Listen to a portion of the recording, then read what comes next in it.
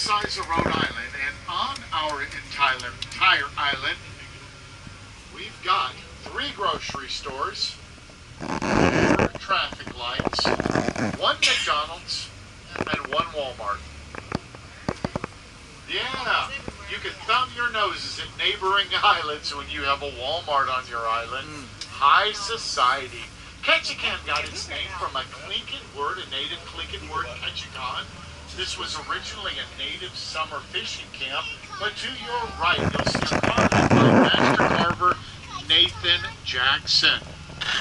Now, we think he had a sense of humor in that the tail feathers of that eagle are, well, basically stuck up towards Juneau, but we're still the first city. Yeah. Now, you might have noticed it's raining right now, or a little bit. This is not a bad rain. This is a little drizzle, but we do get a lot of rain here. You guys, have you heard how much? Well, Seattle, Washington gets around 40 inches of rain a year average. We get 153. Even though Seattle's known as a rainy city, we get almost 4 times the amount.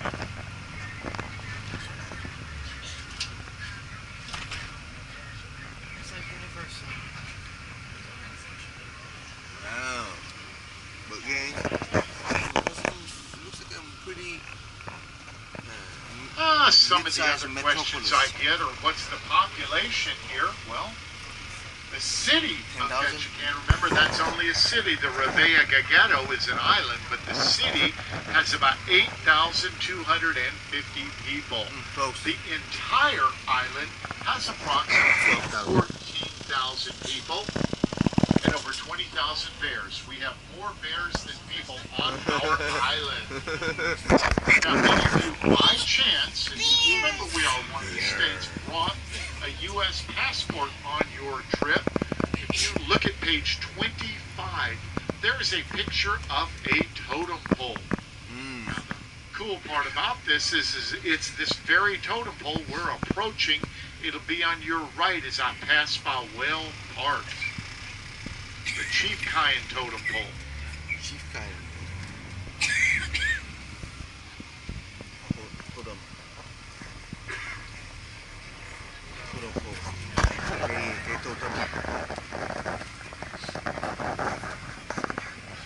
Ah, there it is. Ngay đó. And then on your left is the St. John's Episcopal Church. It's the second oldest church on the island. We are now sitting on, well, what is called fill-in land. This was actually part of the Tongass Narrows at one point in time. And they have filled it in. The church actually had a dock at one point, and you could actually bring your boat to church services on Sunday morning. However, the pastor had to time his sermon around the tide.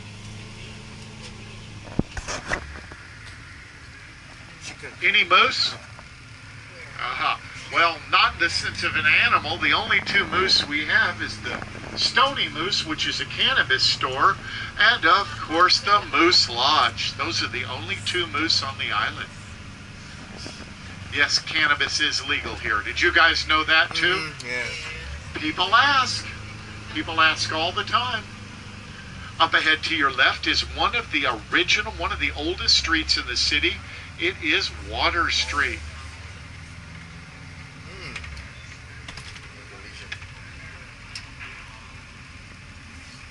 Now we're passing over Ketchikan Creek. The back, so this is the back side of Creek Street. You'll notice the access way is Married Man's Trail. That is the back way of the original red light district. So if you get a chance to walk around Creek Street, lots of history, and take the Married Man's Trail to the fish ladder, which is pretty much under the bridge, but right around there. And the easiest way to see it is by foot.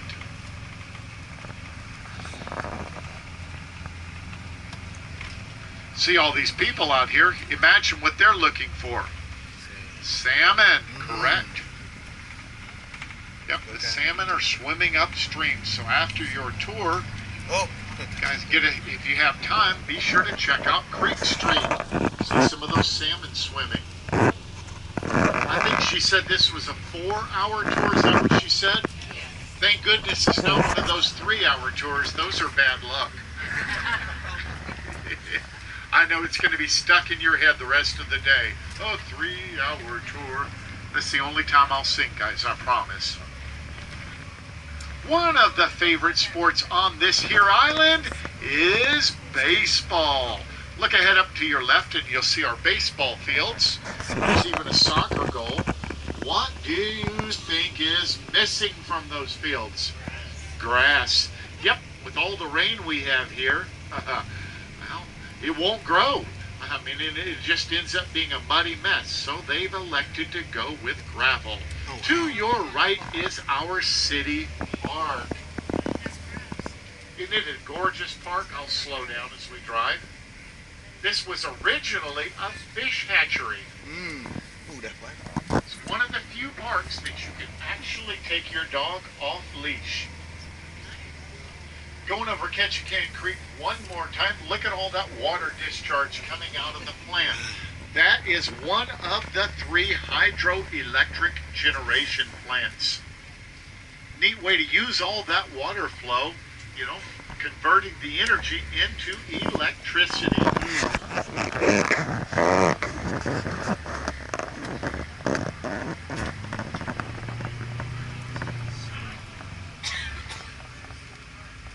Oh, they could grow it, but athletes run across it and it ends up being you put dirt on there and it floods and they're trying to play in all the water. That way it drains quickly, but if there was dirt for the grass, it would just be a muddy mess with the athletes.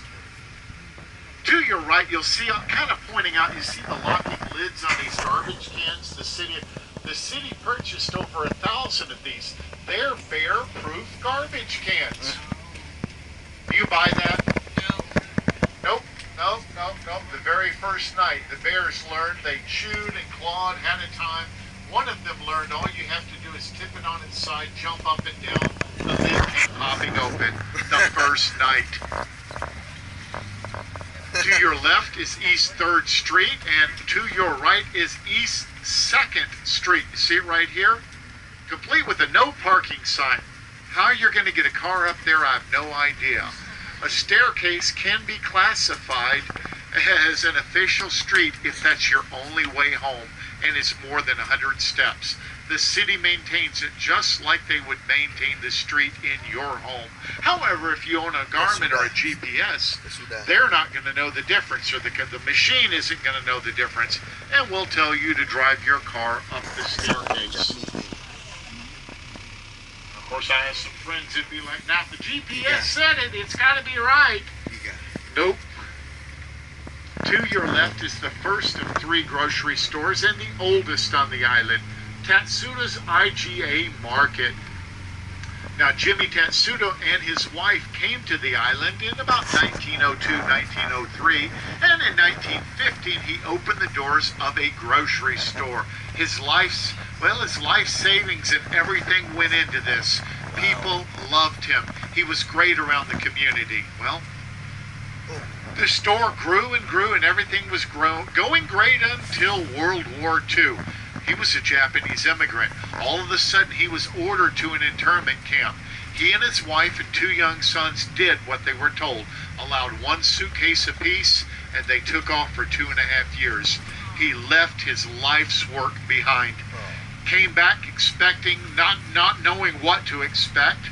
Well, after 2.5 years in Utah, he was finally allowed to return. He walked down the gangway of that boat with his head down. He had no idea. There, when he stepped on the land again, were his former employees. They handed him the keys back to his grocery store and every single penny of profit they had earned in his absence. That's how much they loved him. I love telling that. It's good to tell good stories, you know. To your right, the United States Coast Guard base in Ketchikan, one of the largest employers on the island. If you've got a job there, well, as a Coast Guard or support, That's one of those good year-round jobs that's good to have around here. Well, they have a coverage area of about 10,000 nautical miles of the southeast Alaskan coast. In addition to that, they head up about 350 search and rescue missions each and every year. So I always appreciate the Coast Guard. Well, they also help with the security of the ports for the cruise ships. So I appreciate anyone who's ever worked with the Coast Guard, past or present. And I kind of open that up, especially today, to anyone who served with any of our armed forces. Do I have any veterans on board? Thank you for your service. I appreciate you. Thanks, guys. Yay. To your right is Pennock Island. Now that's one of the original islands that the villagers lived on before they moved to this island. Now, there are some people that live there full-time off the grid, but you'll notice there is nothing on the south side of the island. About the south half of the island is set aside. There is an ancient burial ground there and is considered sacred. So there will never be any structures on the south half of that island.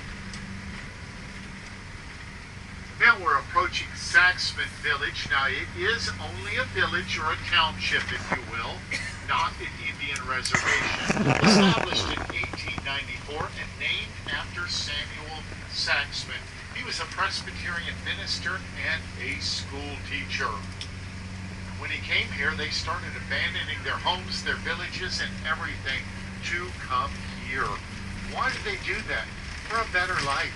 If you wanted to, well, an axe with metal, before then, they used jade, beaver teeth, whalebone.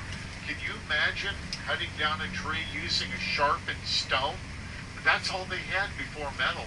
Well, an axe would be available here, but they wanted currency. To get currency, it was better to have a job, and to have a good job, you needed an education. Well, they brought their kids here to get a good education for a better life for their families. Look to your left on Totem Road, and you'll see many of the recreations of some of the totem poles carved and brought here in the 30s.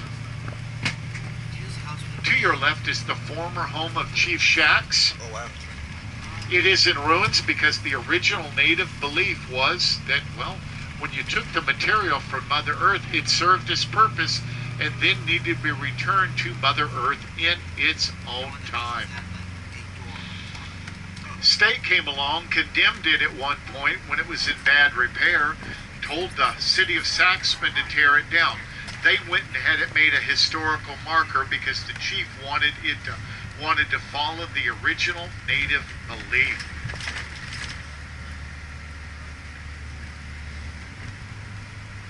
Have I filled you full of too much information yet? There'll be a pop quiz at the end of the tour. You don't really believe me, I know. As I turn this corner, you'll see up ahead on the right is Annette Island. Now that is an Indian reservation and one of the largest Indian reservations in the state of Alaska. It's not one of them, it is the largest Indian reservation in the state of Alaska. Now what are totem poles? Well, there were the Tlinkits, the Haidas, and the Tsimshians. Now they've never had a written language. But how did they get the history? During this transformation, some of the history was lost. And, well, before the totem poles, let's just say they was word of mouth. How our history books were written to this day as they went around and interviewed a lot of the elders from some of these original villages and said, tell us what you know. Tell us about this totem pole because we don't fully understand it. And that's where we got most of our history, was basically from word of mouth. Well, before, like I said, there never has been a written language, but before totem poles, well, they've been, we don't know how long they've been around, guessing hundreds and hundreds of years, but, well, let's just say if I gave you each a piece of paper and said, I'm going to tell you a story, and I want you to draw a picture based on the story I tell you. You know that some of the pictures are going to look a little different. Totem poles are the same way. So without the artist, we may never fully understand the entire meaning or some of the symbols on every totem pole. But we know quite a bit, even though we don't know everything. And we're about the point now that I guess I'll just go ahead and tell you a Tlingit. Now this is from the Tlingit clan. And this is a traditional totem pole story that's been told for hundreds of years, origin unknown. And to kind of set the scene, let's just say a grandfather, okay? And he's got some grandchildren sitting around the campfire in a home. And one of the children might say, "Grandfather, why is the sun so beautiful? Well, why do the stars come out at night?"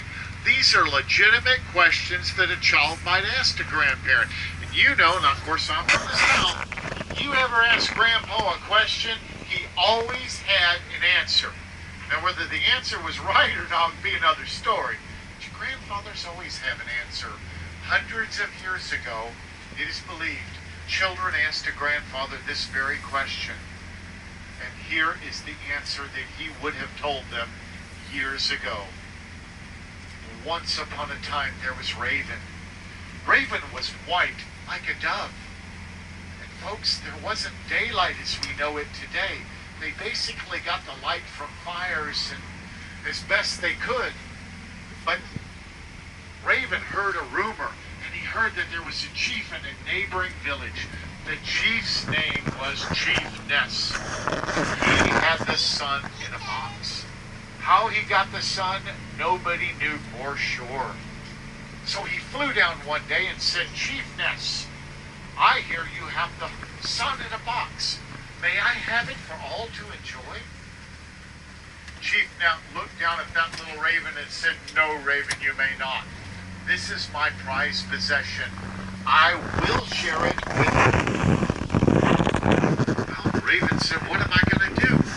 I've got to trick this old chief if I'm going to get the sun for everyone."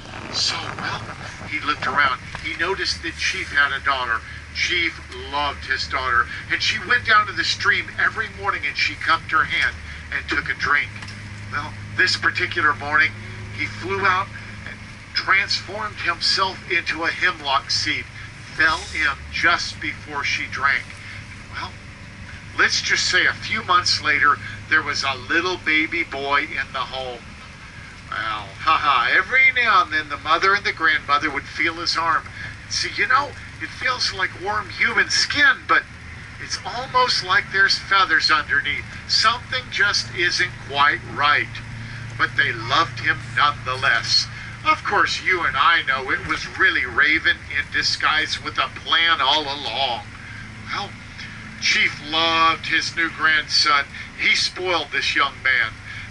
Well, they were having a good time and playing, and one day the little boy got up the nerve and he said, "Grandfather, grandfather, you have let me play with every tool and every toy in this entire village. I would like to ask you a question.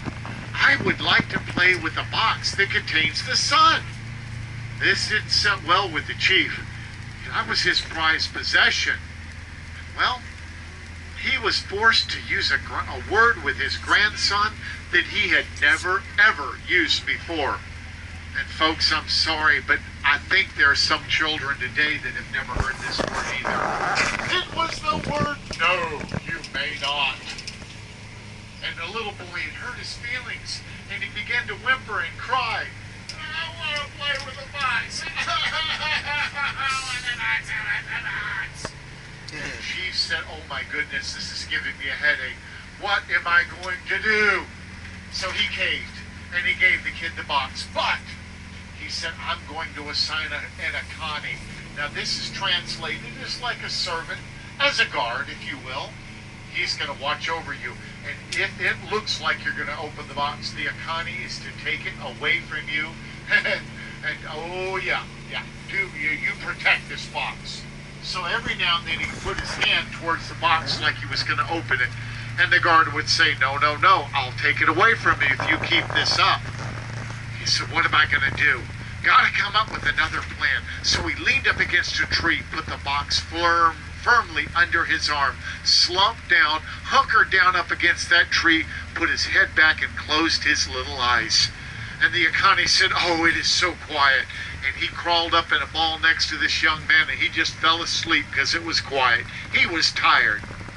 Well, Raven's smarter than you give him credit for. He peeked out of one eyelid, said, "Now's my chance." Jumped up, grabbed the box, ran inside the home, and opened it as quickly as he could. And as he did, the sun was so brilliant, it was so bright, and it shone on his face. And he began to cry a tear because he was moved. And he reached up and wiped away his tear. And as he did, it took away his transformation. He was once again White Raven. Well, Chief saw light coming from his home that was brighter than he had seen. Oh my goodness, he's opened the box, I don't know. Ran up to the door, said, "Raven, I'm coming in." That wasn't nice. Well, Raven said, "I gotta think quick," and he pushed on that box with all of his might. And the sun came out, and it started to rise inside the home, and it made its way up to the ceiling and then the chimney. And as it did, it wouldn't quite fit through the chimney, and it squeezed and popped and made noises, and all of a sudden, with a loud, really loud noise, thousands of splinters broke off, and they became the stars. And then another little piece broke off just as the sun was freed up, and it became the moon, and the sun rose for the first time. You see what? You see salmon going up the creek. Yep. Yep. Yeah, you never know what you're going to see right here on this bridge. You always have to be vigilant. Just look to your left and right. Yeah. So now we have, well, the sun rose for the first time. So the chief ran inside the home and said, "Raven, I'm going to get a hold of you, and this is not going to end well."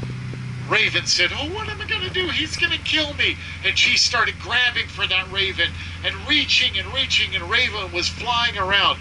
And just when his hand was inches away from getting a hold of that white raven, he made a break for it and flew up through the chimney. And as he did, well, all of the black soot and charred remains rubbed into his feathers. Well, guys, he flew out as the Black Raven. So, ladies and gentlemen, boys and girls, we now know that ravens are black. It's a reminder to us of the struggle he went through to give us the sun, the moon, and the stars. And that's the end of a native Tlingit American story. What do you think, guys? Yay! You like that? Well, you know, sometimes when I tell these stories, people are like, "Oh, come on now, that can't be right." You have to compare it to a fairy tale. Because, you know, we tell our children that a cute little girl with a red hood went out and got lost in the woods, and a wolf described his grandmother ate her, but they cut his tummy open and she was okay. Trust me, if a wolf eats you, you're not going to be okay. It's all these fairy tales are far-fetched, but we love the stories nonetheless. Now, if you happen to be get a chance to walk around Creek Street in the city, to the right of the museum is a totem pole. Look at the characters of the totem pole with the raven and the sun at the top, and then you'll see the daughter, the little boy, and the chief. And then down at the bottom it tells there's a little data plate that has like just a very, very summarized version of the story. Originally, it would take several hours to tell these stories because there was so much detail, but we have it compressed down to about 10 minutes or so. But good luck staying awake, and you do little